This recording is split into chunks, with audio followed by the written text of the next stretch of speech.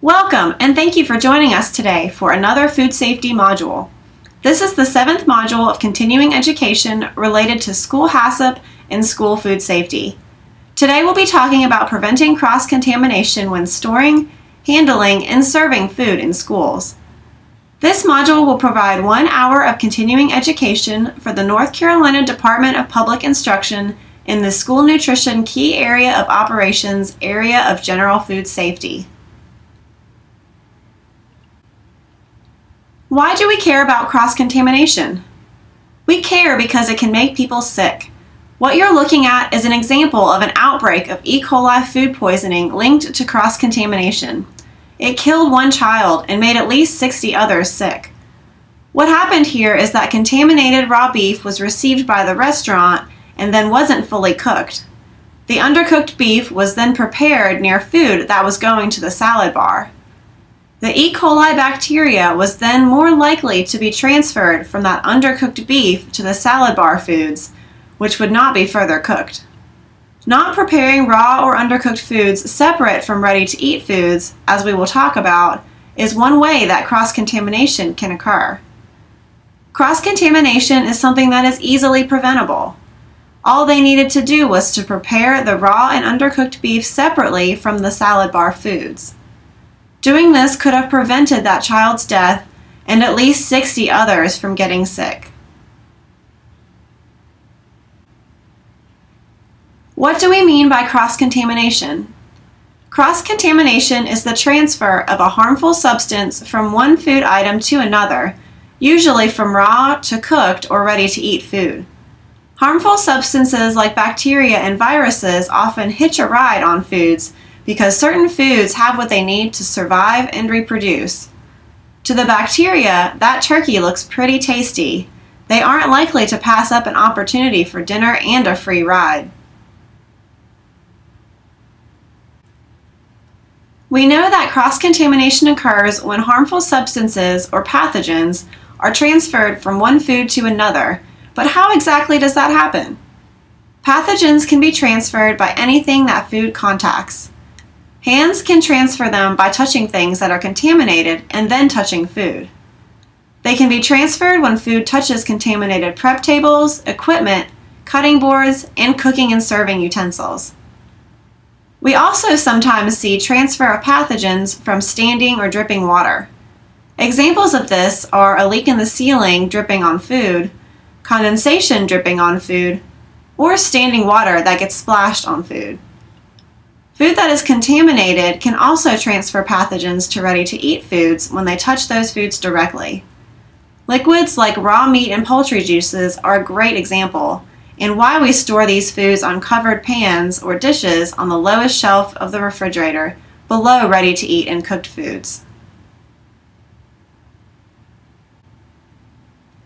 The reason we're concerned about cross-contamination is because we don't cook all of our food. Cooking to safe temperatures kills a lot of harmful bacteria in food, which is why most of us don't get sick often from eating things like meat and poultry. This is assuming that most of us eat it thoroughly cooked. Cooking to safe temperatures achieves at least a 6-log reduction in harmful bacteria like Salmonella, Campylobacter, and E. coli 0157H7, pathogens that we worry about in regards to cross-contamination. This is the number that science tells us reduces the risk enough to make food safe to eat. What about the foods we don't cook? These are known as ready-to-eat foods, and they aren't going to be heated at all or to high enough temperatures to kill pathogens. Foods that are going to be put on a salad bar, like we saw in the Outbreak example, are ready-to-eat foods. Sandwiches, fresh produce, and baked goods are also ready to eat. Let's go through an example of a situation where cross-contamination could occur. You are asked to prepare raw chicken and vegetables for 2 dishes. One is a chicken soup, the other is fresh vegetables for snacks. You cut up the chicken and get it into the pot for the soup. Then you cut up the carrots and celery. Some of them are going to be chopped for the soup, and the rest is going to be cut into strips for snacks. What do you notice about this? The vegetables for the soup are going to be cooked, so there is a very low risk of cross-contamination for those. but the ones being cut up for snacks are not going to be cooked. These need to be prepared on a separate, cleaned and sanitized surface with cleaned and sanitized utensils. Hand washing between these tasks is critical because, remember, you can transfer pathogens on your hands too. You should also use gloves to prepare ready-to-eat foods like the carrot and celery sticks. In fact, it may even be better to cut up the ready-to-eat vegetables first and then prepare the items for the soup, if you can. Have you ever been in a situation like this? Thinking about where the bacteria could be and where it could go is important when handling food. Cross-contamination is so important, it's one of the top 5 causes of foodborne illness. This is why we have to do everything we can to make sure it doesn't happen. We just mentioned ready to eat, but here are some other terms we use when talking about food safety. A food contact surface is anything that touches food directly, like counters, equipment, dishes, cutting boards, knives, the part of tools that touches food, and other tools. Remember that other food also counts. A hand contact surface is anything that hands touch. This includes things like refrigerator door handles, equipment handles, and utensil handles. Ready-to-eat foods, which we call RTE for short, are foods that do not need to be washed or cooked before consuming. Cross-contamination is mainly a concern with biological hazards. Foods can become cross-contaminated when things like bacteria and viruses, parasites, and fungi are transferred to them. It can also be a concern with chemical hazards, such as allergens, pesticides, cleaners, and sanitizers. Allergens are classified as chemical hazards because they are not living. They are proteins, which are components of food. We also have physical hazards, but these are less commonly associated with cross-contamination. Physical hazards are things like glass, bone, rocks, metal, plastic, fingernails, hair, and bandages that get into food when they aren't supposed to be there. In some extreme cases, physical objects do get into food that shouldn't be there, like the mouse you see baked into a loaf of bread or the strips of metal in the can of peaches. Microorganisms, including bacteria, viruses, parasites, and fungi, can be transferred from a raw or contaminated product to a ready-to-eat one. Harmful microorganisms can cause infections or produce toxins that can cause illness. Microorganisms that are harmful when they are consumed directly, like Salmonella, Campylobacter, and E. coli 0157H7, are very important in cross-contamination because these are most often associated with raw or contaminated ready-to-eat foods. We mostly find Salmonella in raw or unpasteurized eggs and dairy, meats and poultry, and sometimes fruits and vegetables. Campylobacter is most often associated with raw or undercooked poultry, meats, and dairy. E. coli 0157H7 is a huge concern in meat, especially ground meat, and sometimes in dairy and fresh produce when it's contaminated during harvest or processing. It usually gets onto food when it comes in contact with feces, such as in the field or during processing from improperly cleaned and sanitized equipment or poor worker hygiene. These harmful microorganisms cause infections, which can cause illness that can be life-threatening. Other harmful microorganisms are more of a problem in foods that have been cooked because they produce heat-resistant spores that can create toxins if not cooled and stored properly. These include Bacillus cereus, Staphylococcus aureus, Clostridium botulinum, and Clostridium perfringens. The bottom line is that when these pathogens get into ready-to-eat food, they can make people very sick. There is also the potential for chemical hazards to cross-contaminate food. Cleaners and sanitizers can cross-contaminate food if they are or improperly labeled, or if they are stored near food. Some examples of this are if an or improperly labeled solution is mistaken for a food ingredient and added to food, or if a chemical is stored next to or above food or ingredients and then drips or spills onto them. Improper cleaning can also cross-contaminate food. Transfer of allergens is called cross-contact, but it works similarly to cross-contamination. It happens when a food allergen either directly or indirectly is transferred from a food with that allergen to a food that doesn't have that allergen. One example of this is preparing deli sandwiches on the same surface and with the same utensils as peanut butter sandwiches, with peanuts being the allergen. Pesticides can cross-contaminate food if food is kept near chemical pest traps or where pest chemicals are sprayed or distributed. There have been several outbreaks where these types of situations have occurred, two of which we will talk about next. The 3 people who became ill after drinking vanilla milkshakes from a Colorado Dairy Queen were not expecting their shakes to leave their mouths, throats, and stomachs burning. This is exactly what happened when the shakes were accidentally cross-contaminated with a floor cleaner and degreaser chemical that had been put into the vanilla syrup container. One employee was soaking the syrup container in the cleaner when another employee picked it up thinking it was clean and refilled with the syrup. You may be wondering how this could have happened, and the most shocking part is that this wasn't the first time chemicals accidentally ended up in food. 2 weeks before this, a woman became severely ill from sweet tea from a Dickey's barbecue near Salt Lake City, Utah, that had accidentally been contaminated with a lye-based degreaser chemical. In 2011, 2 toddlers were hospitalized after their cups were accidentally filled with pipe cleaning fluid instead of water at a Toby's Carvery restaurant in the UK. The errors here were in reusing containers, improper labeling and storage, and poor communication. Used containers should be thrown away and recycled, not reused. Containers should also be clearly labeled with the name of the contents and the date it was made, or the original use-by or expiration date. Only store food in dry, cleaned, sanitized, and covered food-grade containers. Keep it in designated areas and away from possible contaminants. Finally, communicating with your coworkers can reduce assumptions and miscommunications that can lead to bad situations like these. Cross-contact from allergens is no different than cross-contamination from bacteria or chemicals in that it still puts people's lives at risk. The 2 girls you see here both died because foods they ate were cross-contaminated with allergens they were allergic to. Natalie Gioriti was only 13 when she died from eating a Rice Krispie treat while at a camp with her family.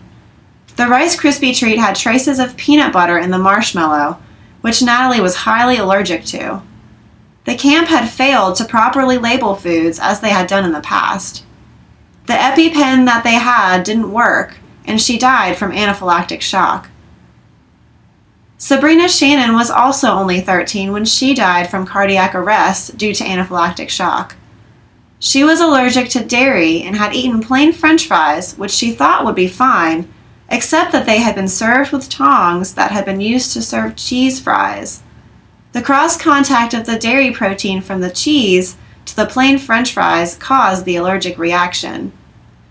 Both of these deaths were caused by cross-contact, and both could have been prevented.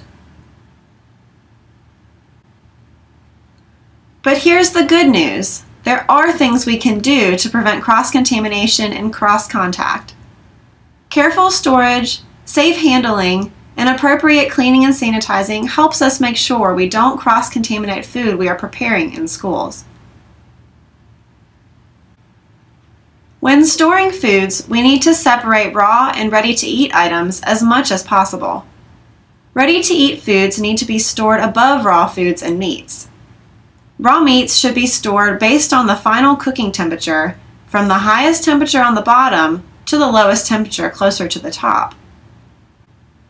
Pretend you need to store raw chicken breasts, ground beef, deli meat, and cut lettuce and tomato for sandwiches in the refrigerator. In an ideal setting, where do you put everything?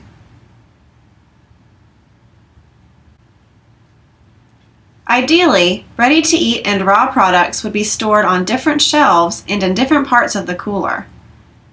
The lettuce and tomato go on the top shelf because they are ready to eat. Deli meat is also ready to eat, so it goes at the top also. Raw poultry needs to be cooked to 165 degrees Fahrenheit, which is the highest temperature we give foods, so it goes at the very bottom.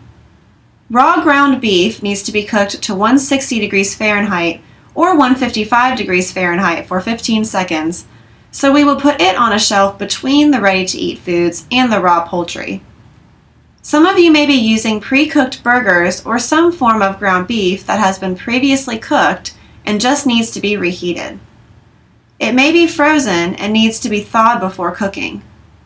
In this case, we would put it on that middle shelf or upper shelf above any whole meats or seafood, because meats that are pre-cooked and processed in a USDA-inspected facility only need to be reheated to 135 degrees Fahrenheit for service. If they were made in-house, pre-cooked, and frozen, then they would need to be reheated to 165 degrees Fahrenheit. Where would you put them? Right, with the poultry. It may not seem intuitive to put leftovers, which need to be cooked to 165 degrees Fahrenheit, next to raw poultry, but we should really be organizing our coolers by safe internal cooking temperature. Why do we want to organize food in our coolers this way? The idea is that if it's going to all be cooked to the same temperature, 165 degrees Fahrenheit for example, it shouldn't matter what the food is as long as it's cooked thoroughly. Make sure to check the temperature with a digital, tip-sensitive instant read thermometer to ensure it's reaching the right internal temperature. Having the higher temperature foods on the bottom and the lower temperature foods on the top also gives an extra level of protection against leaks or spillage. If juices from those raw burgers, for example, drip onto the turkey is going to be cooked to a higher temperature than those burgers, heating any of the bacteria from the burgers beyond its safe temperature of 155 degrees Fahrenheit for 15 seconds or 160 degrees Fahrenheit. Imagine the situation was reversed. The turkey is above the burgers, and the turkey juices drip onto the burgers. The burgers are only getting cooked to 155 degrees Fahrenheit for 15 seconds or 160 degrees Fahrenheit, or even less if they're the purchased pre-cooked kind. These temperatures are not high enough to reduce the bacteria from the turkey to safe levels. Yikes! No one wants Salmonella or Campylobacter burgers for lunch. There's one more thing to point out about this picture. Does anything look off or wrong to you? We definitely should not put food straight on the shelf as shown in this picture. Raw meats and poultry especially should be at least set in a dish or pan and covered to prevent juices from spilling or leaking. We'll talk more about storage on the next slide.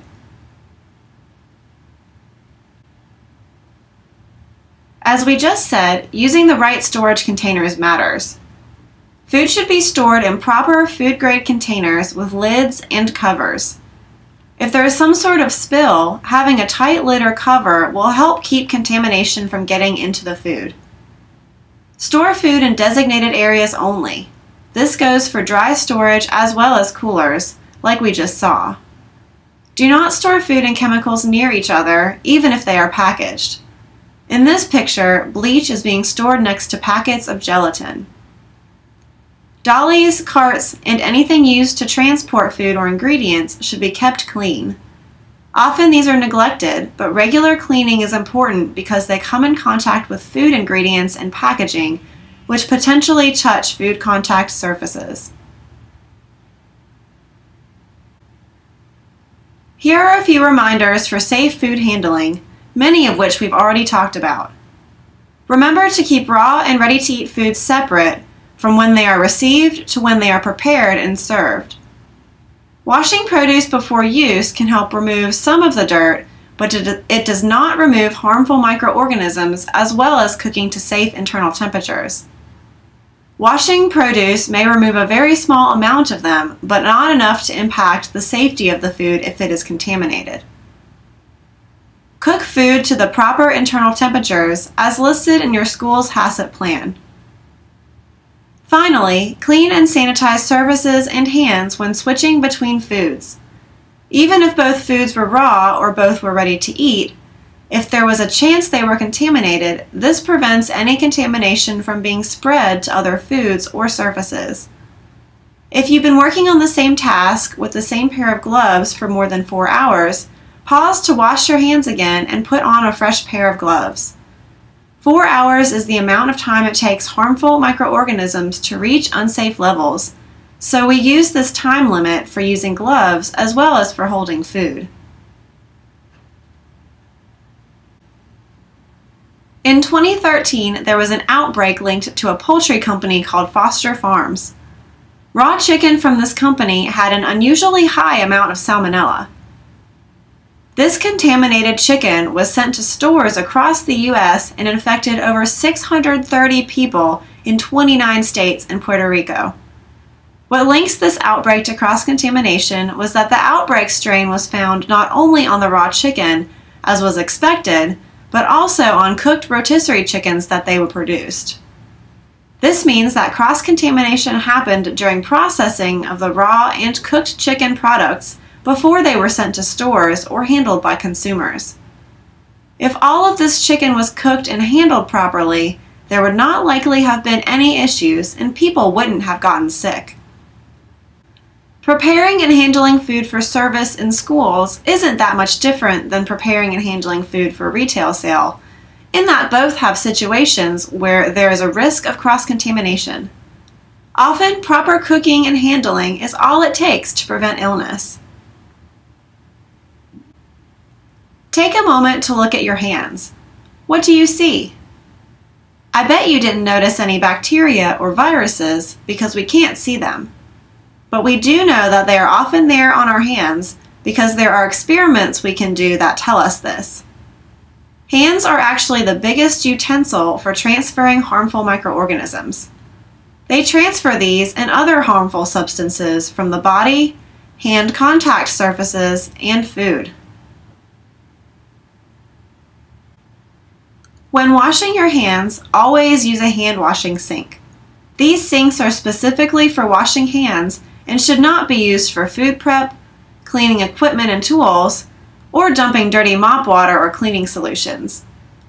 The reason there should be a separate sink for hand washing is because we don't want our hands to get recontaminated during or after washing.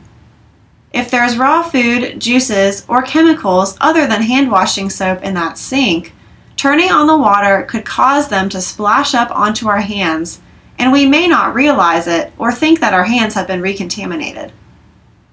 Your cafeteria or food service facility should have at least one hand washing sink and one bathroom, and the sink needs to have adequate flow and pressure.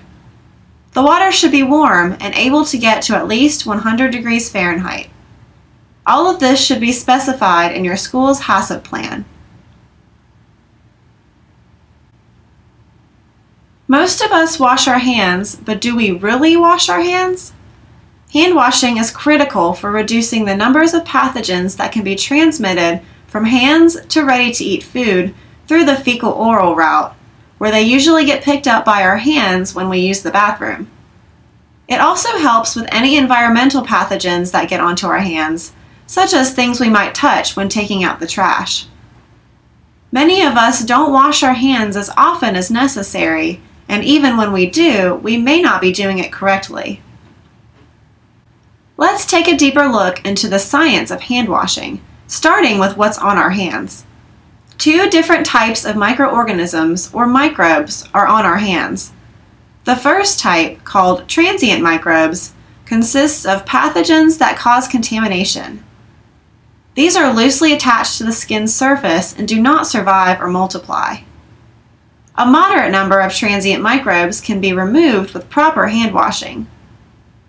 The second type, called resident microbes, consists of a relatively stable group that survive and multiply on the skin.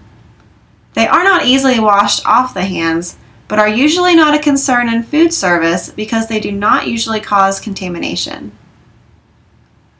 All parts of the hand washing process are important in reducing harmful transient microbes on the hands. However, friction and water have been found to play the most important role. This is why the amount of time spent scrubbing the hands is critical in proper hand washing. It takes more than just soap and running water to remove any transient pathogens that might be on your hands. The abrasive action caused by vigorously rubbing the hands together is what loosens the transient microbes on the hands. Research has shown a minimum of 10 to 15 seconds of scrubbing is necessary to remove transient pathogens from the hands. When an antimicrobial soap is used, a minimum of 15 seconds is needed. Soap is important for the surfactant effect in removing soil from the hands, which pulls the top layer of soil off the hands. A warm water temperature is also important in getting a maximum surfactant effect from the soap. Every stage in hand washing is equally important because they have an additive effect in reducing the number of harmful transient microbes. This is why effective hand washing must include scrubbing, rinsing, and drying the hands. When done properly, each stage of hand washing further decreases the number of transient microbes on the hands. It is just as critical to avoid recontaminating hands by avoiding direct contact with contaminated environmental sources such as sink faucets, paper towel dispensers, and door handles after hand washing. The best way to do this is to get a clean paper towel from its dispenser before washing your hands, and then after hand washing, using it to turn the sink faucet off and to open the bathroom door. Hand washing, if done correctly, can lead to a 2 to 3 log reduction in transient bacteria like Salmonella and E. coli, and a 2 log reduction in transient protozoa and viruses such as norovirus. When hands are heavily contaminated with transient microbes, such as greater than 104 microbes, such as after touching bodily wastes and infected bodily fluids, hand washing may not be completely effective in decontaminating the hands. Another level of protection, such as gloves, utensils, or another barrier, is then necessary between hands and ready-to-eat food. The greatest concentration of microbes exists around and under the fingernails of the hands. This area under the fingernails, known as the subungual space, is also the most difficult area of the hand to clean and where we should focus a lot of our attention when hand washing. Fingernail brushes, if used properly, are effective for getting rid of harmful microorganisms under the nails. Proper use of fingernail brushes during hand washing, whether using the single-use kind or ones assigned to each employee, can achieve up to a 5 log reduction in microorganisms on the hands. There are situations where it may be difficult for employees to wash their hands, such as in the case of a food worker with one hand or a hand-like prosthesis. Devices are available which can be attached to a hand sink to help the food worker with one hand adequately generate the necessary friction to thoroughly wash hands. These devices meet the requirements set by the Equal Employment Opportunity Commission in accordance with the Americans with Disabilities Act. We know that all of the steps of hand washing are equally important, and that we need to scrub the whole hand and arms vigorously, including under the nails. Let's quickly review these and other hand washing steps. First, wet your hands and the exposed parts of your arms with warm water and add soap. Rub the soap into your hands and arms and scrub for 10 to 15 seconds. Next, rinse your hands and arms with warm water. This whole process should take 20 seconds, or about the time it takes you to sing Happy Birthday. Feel free to sing it out loud or to yourself. If it really is your birthday, ask your coworkers to sing it to you every time you wash your hands. The last, but possibly the most important step, is to dry your hands and arms with a disposable paper towel or electric dryer. When do we need to wash our hands? Because these tasks or situations increase the risk that our hands will get pathogens on them and transfer these pathogens to food, it's important to wash our hands at these times. Before starting work, touching raw or TCS foods, before touching ready-to-eat foods, and before putting on gloves. During food preparation, wash hands as often as is required to maintain clean hands and prevent cross-contamination. Remember to wash hands and change gloves every 4 hours when doing the same task. Wash hands when switching between raw and cooked food and when switching between raw and ready-to-eat food. It's also critical to wash your hands after handling raw food. Anytime you use the bathroom or whenever you cough, sneeze, or blow your nose, or touch your hair or face, wash your hands. It can get pretty hot in some kitchens, especially near the ovens and stove, so some of you may use a handkerchief or towel to wipe your face. You may also use one to blow your nose. Make sure to wash your hands after you touch something like this. After cleaning and sanitizing, wash your hands to remove any of the excess chemicals that could be on them. Wash your hands after taking out the trash or removing garbage and after any work breaks. Make sure to remove your apron before taking out the trash or taking a work break, or use a clean one when you return.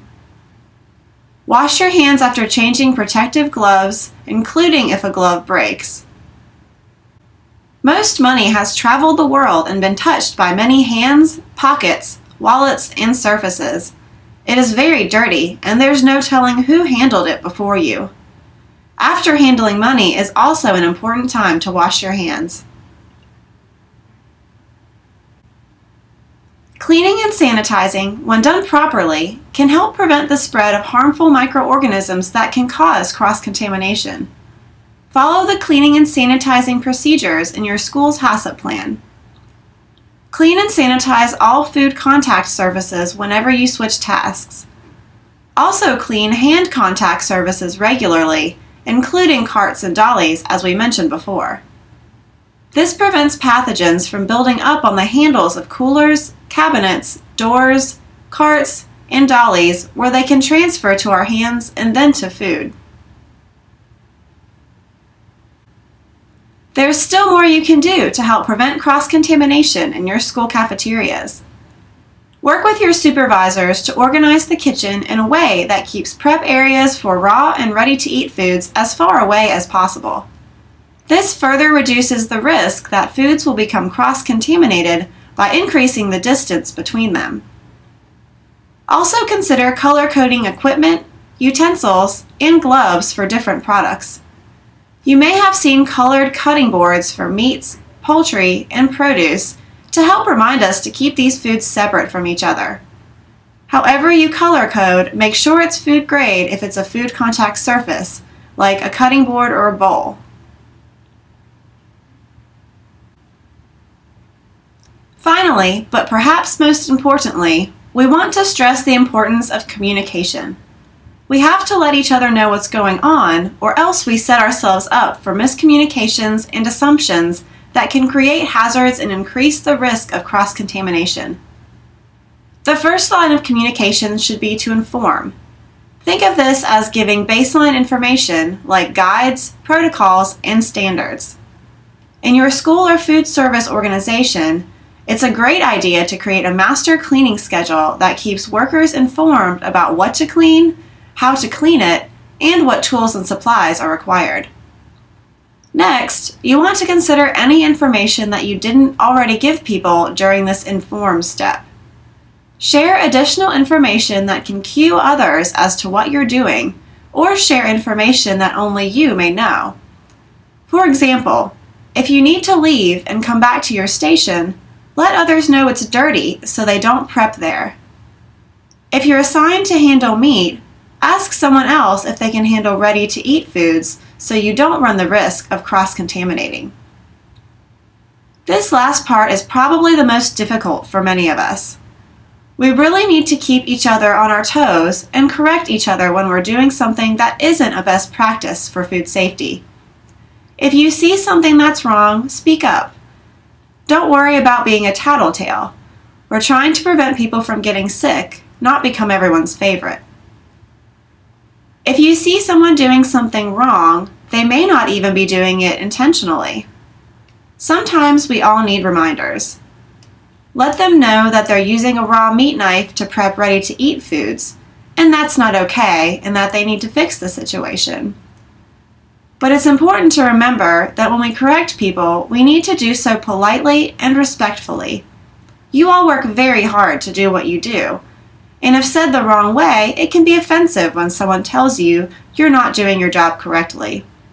So let them know, but be nice about it. Consider saying something like, "You're really doing a great job, but can you please wash your hands before you prep that fruit salad? I know we would all hate it if a student got sick because of us." Sometimes it's better to draw attention to something by asking someone a question instead of stating it in a way that can sound like you are accusing or attacking them. If you see someone put lettuce, for example, in the hand washing sink, ask them why.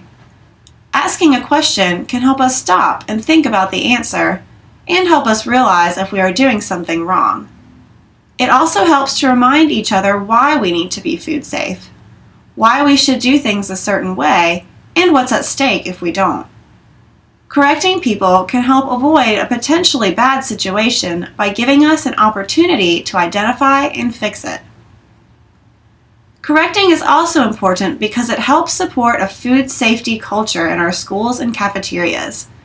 What we mean by food safety culture is having a culture in our work environment, in our schools and cafeterias, where safe food handling is the norm and part of our daily activities. It's what we do, and the behaviors are almost automatic.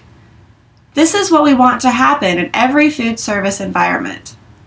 When these behaviors become the norm and part of our workplace culture, they're more likely to become habits and automatic, and we are better able to protect students and staff and keep foodborne illness out of our schools.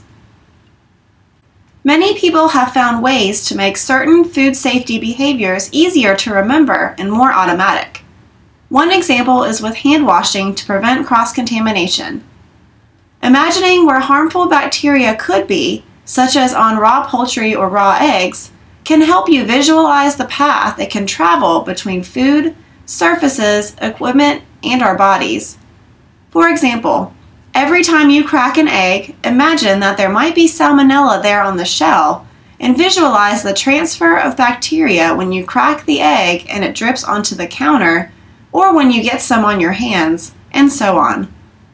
Thinking about where and how the bacteria will travel can help encourage you to wash your hands more frequently, such as right after you crack an egg. As we know, hand washing is a simple thing we can do to protect ourselves and others who will be eating the food we prepare. This concludes the module on preventing cross-contamination. Feel free to contact Dr. Ben Chapman by email or phone if you have any questions. We hope you will join us again for another module on school food safety.